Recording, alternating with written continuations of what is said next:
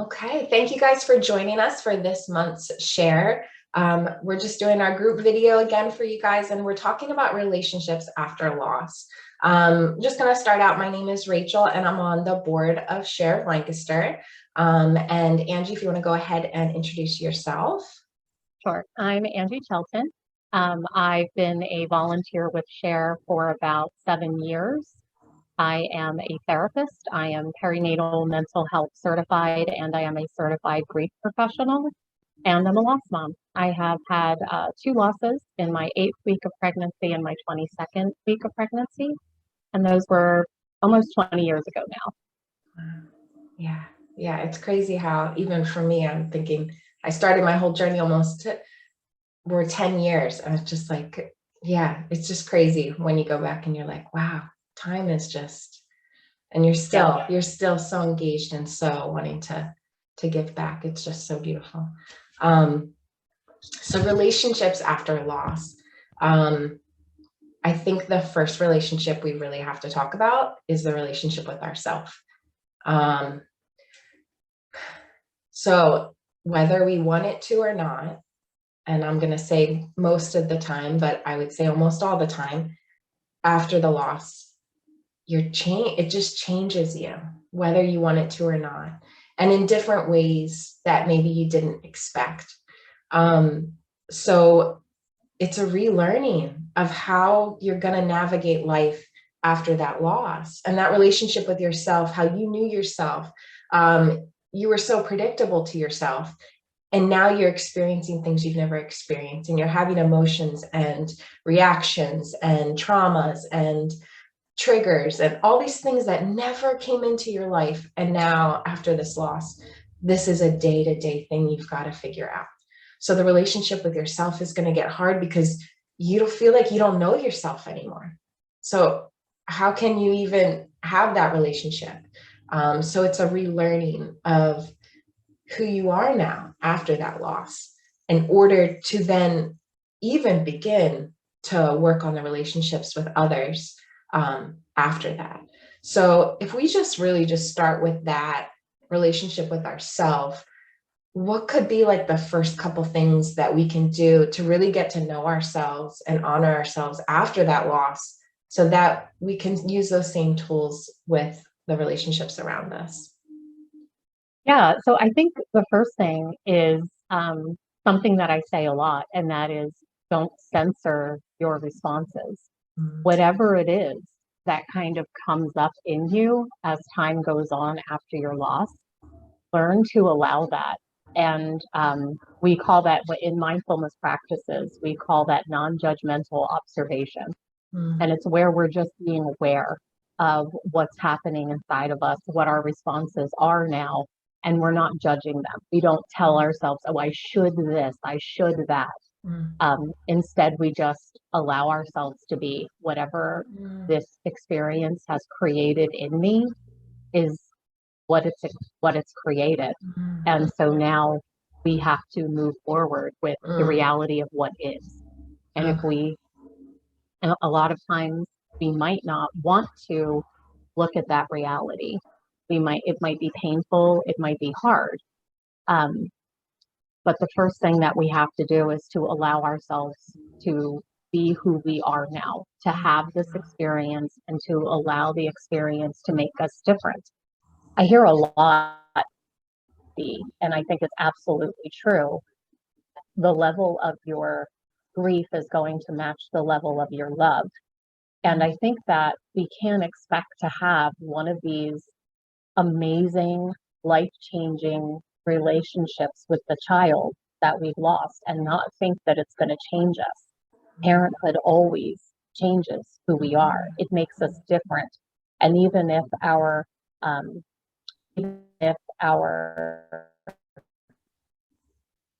relationship or our child's life only lasted a short time, our relationship with that child will last forever, and we will always have been changed by them. And so just allowing ourselves to be aware, this is the response I'm having, this is what I'm feeling, and whatever it is really okay. And just allowing it to be. Yeah. And I think the big thing is the honesty in who we are after, right? Not who we need to be or what the expectations are, but like you said, just being true to who are we after? What did this do to us? And really relearning who we are now. And that's a beautiful thing that we can do. But if we try to fix it or change it or, construct it in a certain way that we're told we should, then we're just that much further just not knowing ourselves, because that's not going to feel right. But it is really just saying, okay, what's coming up? Who really am I now after this loss? Relearn who I am in this pure honesty. And then being able to express that to those that are important to us. And that honesty about the change is actually a way to honor the relationship with the child, Yeah. because Oh, that's beautiful. that Yeah. that change was created by the love that you've had for this child. And Yeah. so being honest about how it's changing you and what emotions you're having, the reactions that you're having, just allowing them to be what they are does honor your Yeah. parenthood. It honors your child and their impact on the world, because when your child changes you, your child is influencing the world. That's part of Yeah. their legacy. Wow. Wow. So when you think about it like that, it's like, this isn't just you changing. This is such a huge movement from your child. This is like a rebirth of your own, an opportunity to really have them shine through you in a new way. Yeah. Wow. Yeah, I never thought about it like that. That's really powerful. Yeah, it's not just like, how do I pick up all these pieces of myself? It's how do I really express what this child has really unleashed in me that will ultimately change the world in a different way. When Yeah. I first had my losses, I had this very clear vision in my mind of the idea of ripples in a pond, Mm, right? And so my child's life was brief. it was quick, it had a quick impact, but then there were these lasting changes that mm, rippled out from my child and my children, you yeah. know, and their presence, their reality, their lives make a difference in this world and Mhm. continue to through me, through other family members, through involvement in organizations like Share. Yeah. Um, yeah, I mean, it continues. Yeah. I never thought 20 years ago that I would wind up being a No. perinatal and, reproductive and perinatal mental health therapist who has a specialty in grief. I never imagined that. No. But this is part of their legacy that, that changed me in this Yeah. direction. Yeah. And it gave you, like, even though you could have gone down a different path, like the purpose behind this path that you've now accepted and willingly moved forward with, what an expression of love. I mean, if you couldn't express your love for your child in more of a profound way than saying, I'm committing my life to the love I have for you and the other people that have experienced this loss, to help them rediscover, really just rediscover their truth in their life. And yeah, And to hold you. Yeah. pregnancy and childbearing is an incredibly powerful event in anyone's life. And pregnancy loss is also an Mm, incredibly powerful event. And so yeah. I think it makes sense that we should expect that there's going to be some changes. And that'll Yeah. look different for different people, and that's okay. Not everybody needs to, start a foundation or, Yeah. anything like Yeah. that. Like not everybody needs Yeah. to do that, but your child will change you. Yeah. The relationship that you had and the love that you had for that child will change you. And Yeah. so just making room for that in your life, whatever those changes wind up being, even if it is as simply and as beautifully as I am now a more sensitive and kind and empathetic person to Mm, others who are going through this experience. yeah. That is incredibly powerful. Yeah. Yeah. Yeah. Yeah, just loss in general. Like, it opened my eyes to loss in all forms, right? From losing a parent to losing a child to losing a pet to losing grandparent, my eyes are open to the pain of loss. And yeah, having empathy for others. You're right. You're right. Um, Now, if we kind of, yeah, I love that. Just it's really a rebirth and a re-exploration and learning ourselves again. And it could be simple. It could be so complex that it takes us like 10, 20, 30 years to kind of unpack and unfold, right? But I love that that's where we start, is just listening to our inner voice and our truth, and really embracing it and saying and relearning ourselves, and knowing that that's a gift from our child, that they're giving us that opportunity to kind of break through the shell. Absolutely. Yeah. Um, Now, if we get into, in some cases, you know, unfortunately, people go through loss alone. Maybe they didn't have a partner during that time. Maybe they were younger. Maybe, you know, there's all different kinds of situations where they're going through that alone. And that's so difficult just in itself. But what we're going to kind of talk about now is if you did have a partner in that journey with you. And again, these relationship skills, things that can really help you, are also going to be important to you with family and friends and moving on. So whatever kind of people are your support, these will also be able to help you if you did go through that loss and you didn't have a partner at that time that was going through it with you. So talking about that, maybe the person that was carrying the child, that's one experience. And then you have the partner who was kind of by their side during this time, but didn't actually carry the child. Can we talk about just the different views and the different experiences and how difficult that is, because you didn't go through it exactly the same. So you're processing it differently. So we can talk about just the partner's experiences through that. Yeah, absolutely. So you make a really good point, is that every person who was in some way connected to this pregnancy and to this child, they're standing in a slightly different place than the next person. The carrying partner actually had the physical like child like inside of them. They were going through the pregnancy. There, you know, depending on how long the person was pregnant for, there might be all different kinds of changes that their body has gone through, different things that they've had to make space for in their life, whether they're working or not working, you know, if the pregnancy was normal and healthy, or if there were challenges.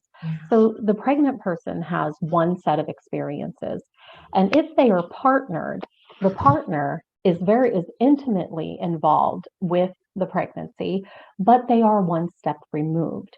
And so they have a slightly different view, a slightly different experience. So when we think about what each partner's experience might be, we have to like wind back a little bit, and we have to think about the idea of attachment. So attachment is the feelings of love and expectation and welcome that a person feels for another person. Partners feel attachment for one another. You know, parents feel attachment for their children. And so the pregnant partner will often have a more intense attachment experience to the child that they are carrying. For the non-pregnant partner, for the non-carrying partner, this attachment is more theoretical. It's one step removed. And so, and then we have to talk about, even winding back farther, things like life experiences. You know, how long has each partner been wanting a child and been imagining it and planning for it? If people start in different places, the level of attachment is going to be different as time goes on. Even in pregnancies that end in a live birth, we have research that shows that partners do not, I'm not going to say do not, I'm going to say many partners may not develop deep attachment to the baby until about 3 months after the baby is born. When you think about all the changes that are happening, like with sleep and, you know, just lifestyle changes, they sometimes partners won't have that aha falling in love moment until the baby actually starts responding to them and Mm, smiling and like looking at mhm, them when they walk in a room. And mhm. then suddenly the partner has that, Yeah, that moment that we a lot of times expect the carrying partner has like almost immediately, yeah, after birth or even yeah, before birth. yeah, So we have to understand that people have a range and a spectrum of attachment, and that it's going to 100% depend on what their expectations were prior to the pregnancy, during the pregnancy, around the time of birth, and all of the different things that make up who we are individually. mhm, So it is very possible, I say all of that to mhm, say that it's very possible and likely and should be expected that people in a partnered relationship will have different experiences mhm, around the time of a loss. mhm. We often find that the gestational parent is um, deeply impacted. If this was a child that they loved and welcomed and wanted, the loss can be really, really devastating. Yeah, Sometimes that is also true for the non-carrying parent who also wanted this baby. We have no yeah, idea what journey these people yeah, went through to yeah, even achieve this pregnancy. yeah, But it is also not uncommon for the non-gestational parent to not have the same level of attachment and to feel not to feel um, the same level of grief and loss yeah, that the carrying parent felt. yeah, So I think it's really important that in both directions, both the carrying parent looking at the partner and the non-carrying parent looking at the person who just experienced the pregnancy loss, to mhm, not put expectations on one another as to what their response is going to be. yeah, If you are devastated, then you are devastated. And each partner should be looking at that and saying, your experience is one of devastation, yeah, and I love you, and I'm here to support you in that. And if you are not devastated, then the partners should be looking at each other and saying, you have a different experience than I do, and that's yeah, okay. You have a right to have the feelings that you have and to be honest about them the same way that I have a right to the feelings that I'm having and to be honest about them. And each partner deserves support for mhm, whatever it is that they are experiencing. mhm, mhm. And I think the other thing which you talked about, just the attachment to those partners together as a unit, right?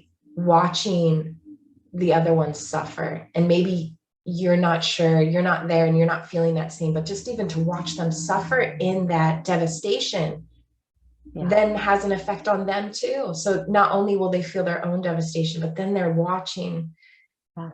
that the one that carried that child watch that devastation, or it could be the opposite way too. Whoever's feeling that, your attachment to each other is Mm-hmm. now it's Stress. just taking it, you're taking that on because that Yeah. love for your partner is so strong. To watch them suffer is Mm-hmm. excruciating. So it's our own Yeah. plus them. It's yeah, it's twofold. You are totally correct because we actually have research that shows, and the research is specifically on cis hetero couples where there is a mother and a father. Mhm. And the research shows that a lot of times when there is a later gestational loss or a stillbirth, that what happens is that the male partner goes into caregiving mode Mhm. and is focused on caring for um, his partner, Mhm. and that there are times when those fathers will not experience their own grief until between 12 and 18 months after the loss. Wow.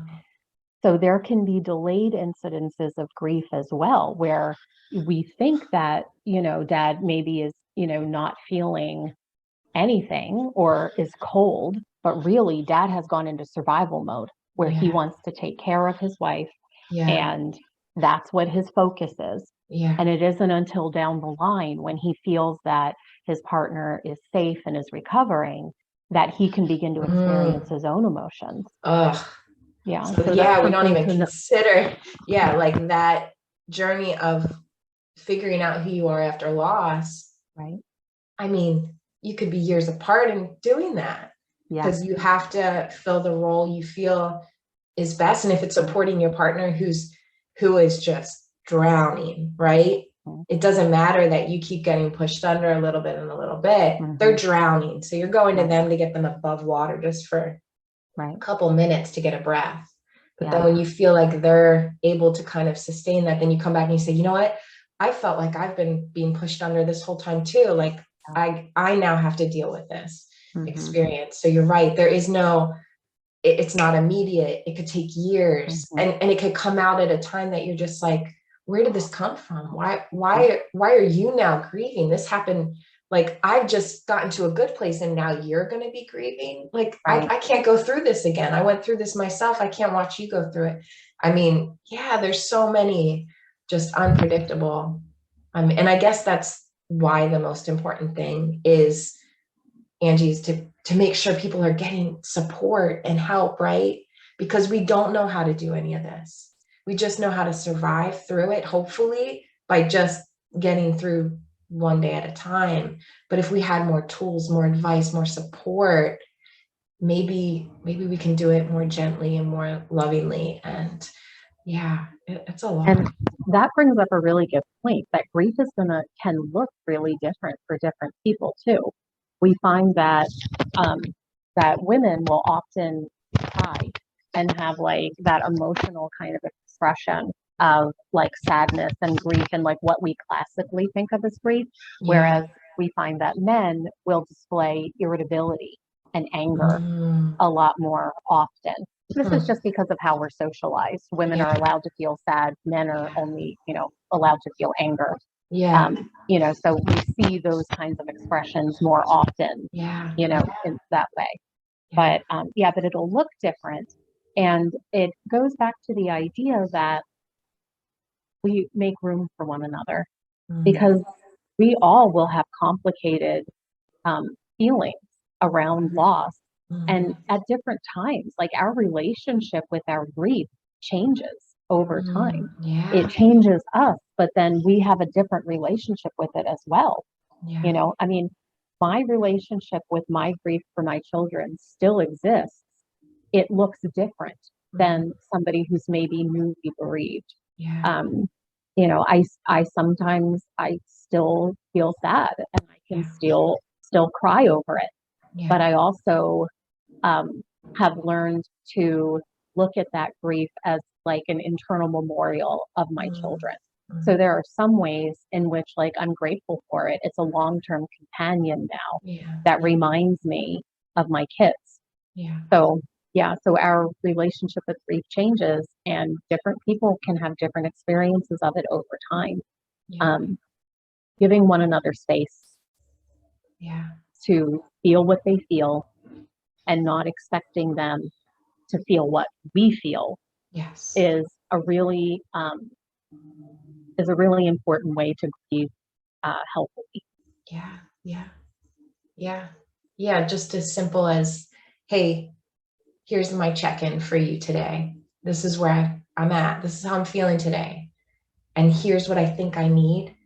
I might get that and that might not be right. And this might be a learning process for me to figure out really what I need. And today I don't know what I need. So I just need you to be available when I figure that out. But here's what I feel, without logic, without you understanding or being able to be at that same place. And also when you're feeling that way, I'm going to be compassionate and ask you what you need in this moment. But yeah, it's one, to be able to be open and honest about how we feel, and then also to express our needs if we know what they are. And if we're not there and we don't know, then just saying, hey, I don't know what I need right now.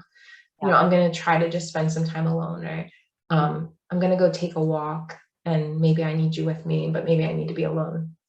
But just really absolutely communicate those feelings and those needs, and to acknowledge that they won't be the same for both partners, right? And we're going to go through stages where one partner is going to feel that way, and then maybe they're going to feel a different way, and then it's going to seem like we're relapsing because we're back to those same feelings in another day. But yeah, it's just really, if you want to support your partner through it, both partners, the carrier and the one that was supporting them through that, both just, that's it, right? That communication of how do I feel and what do I need? Right. and can you meet those needs for each other, and really just getting as much professional support to give us those tools to really help us figure that out, right? It's so Yeah. hard to even identify our feelings most of the time. And then to figure out what we need out of that, I mean, it's not like an easy thing that's just, we print it out in the morning and there's what our feelings and needs are for the day. It's Right. really getting tools from someone who can really help us open up that truth Yep. to then communicate that with our partner and really rebuild a better relationship. Because no matter what, this is an opportunity where we're broken down to our rawest form, right? So to be able to be so open and true moving forward with everything, it's only going to strengthen our relationship with our partner or our friends, our family members. And yeah, it's just going to be a ripple effect. But this is an instance where you're given the opportunity of rebirth through this Oh, loss, and all relationships can be reborn from that as well. yeah, absolutely. And Yeah. I want to highlight something that you just said is that, you know, learning yourself is a skill. It Mhm. is not automatic for most of us. And then learning how to communicate what you need to other people, whether Mhm. it's a partner or other family members, friends, that is also a skill. And I feel like a lot of times we don't learn how to do that.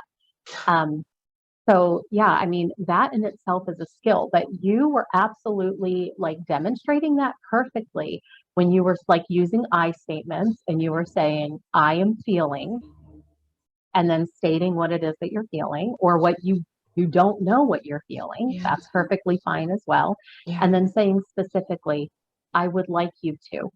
So Yeah. you're being really clear. You're not expecting anybody to read your mind. No. You're not Yeah. expecting, you're not experiencing feelings of like being left alone or abandonment or things like that, and then not saying anything about it. What you are sharing, these are the emotions that are happening with me right now. This is what I think could be helpful and I Yeah. would like for you to do. And Yeah. that's like a real gift to the people around you. Sometimes it's, I don't know what I'm feeling. I would like to sit quietly and just sit with you. And I would like you to just do your normal thing and just let me Yeah. be here. Yeah. And that, that is great because it really opens up that communication and it allows the Yeah. other person to know what it is that they can do to be really supportive to you. Yeah. You know? Yeah. Yeah. And Yeah. Just another saying, I thing, don't know, right? Like you said, yeah, I don't know. I'm feeling off today. Something is just not sitting well with me today. I haven't yeah, identified it yet, but I think being near you feels good and safe, or mm, being alone feels good and safe for me right now. And right, really, yeah, just being really clear about what we do know and what we don't know, right, yeah, and however we can ask for help. yeah. And I think it's, excuse me, I think it's important also to recognize that sometimes grief is so big and is so large that we can't get everything that we need from one person. Mm, They simply don't no. have everything that we need within them.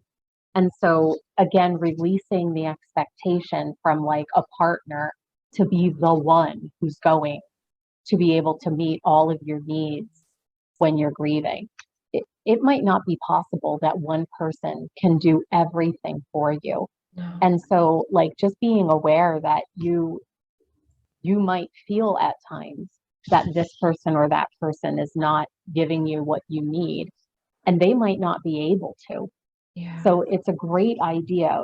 We had talked about different networks of support last month. I think it would be a great idea to make sure that you plug into all different kinds of supports that are available, Yeah.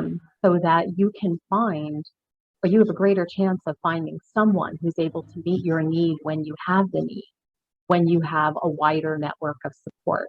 So Share is here for our community. There are online groups that are there 24 hours a day. You can go online and find people who will listen and be able to empathize with you. Yeah.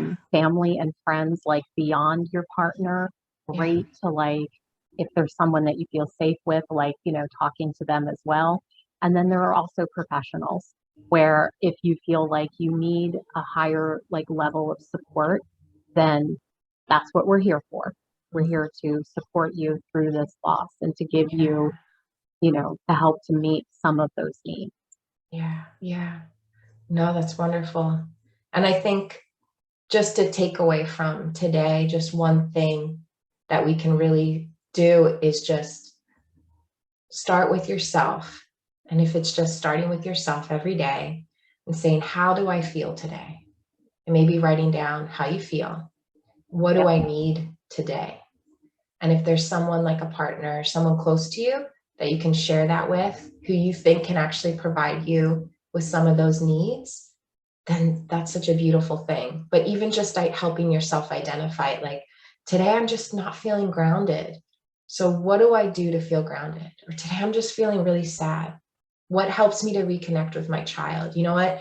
Going in nature is really a strong way for me to connect with my child. I really don't feel supported. So maybe I have to go to my partner today and say, hey, I need some time with you to really just spend time talking about our child together. So yeah, I think that's probably the first thing we have to do is just really sit with ourselves and check in. Hey, how are we feeling? And what do we need? And then go beyond that and get our needs met, however they need to be, whether it's ourselves, our partner, or a group or professional help or family or friends. So yeah, just stemming that out, but always just doing that daily check-in of where we're at, because we could go for months and be checking in with ourselves and be great. And then one day it could be an anniversary, or just the seasons could change and it could remind us, or it could just be something so simple, but we've got to be checking in all the time to make sure that we're getting the support we need. Right. Absolutely. That's Yeah. absolutely right. Yeah. Yeah. And know that if it's really hard with your partner after loss, it's really hard for almost everyone. So just know that this is not going to be easy. It's not going to be an easy process, but that's why we're hoping that these communication skills that you can put to use with that partner will make your relationship stronger. The rebirth that you're both going to experience through this loss, you can come out stronger. It might not be the way you had thought it would look, but maybe you can come out stronger on the other side because you really are understanding that communication process. So yeah, it's hard. As I think I want people to know that don't take it lightly. Like if it's hard, you're not doing it right. It's probably hard because you are doing it right. Yeah. Right. Yep. So It's hard even when you do it right. right. That's correct. It's hard no matter what. Mm-hmm. So yeah. So I also want to mention Share does have an event coming up on the 24th. It's here in Lancaster City.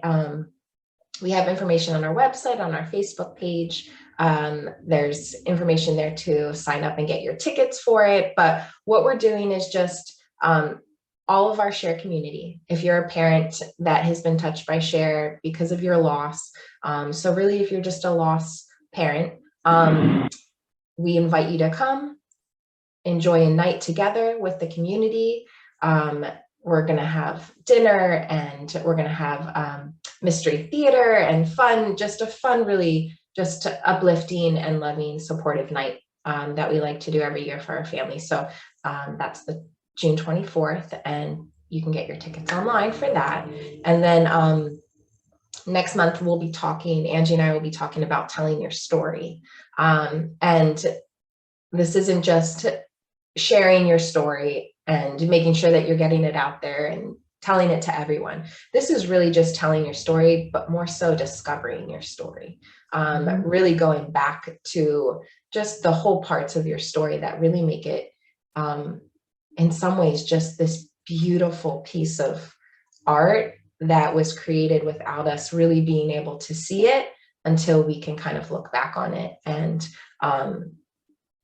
it is complete and beautiful. But sometimes we have to look back and find those little kind of parts that made it the beautiful piece that it was. And the beauty, like we're learning today, the rebirth that we've had, we owe that to these children that gave us that opportunity. So that part of the story is huge. Mm-hmm. Yeah.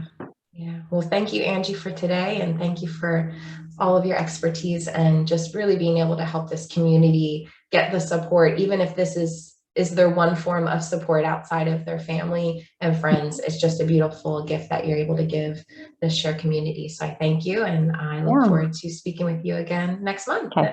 Thanks so Okay. much, Rachel. Thank Okay. you. Bye.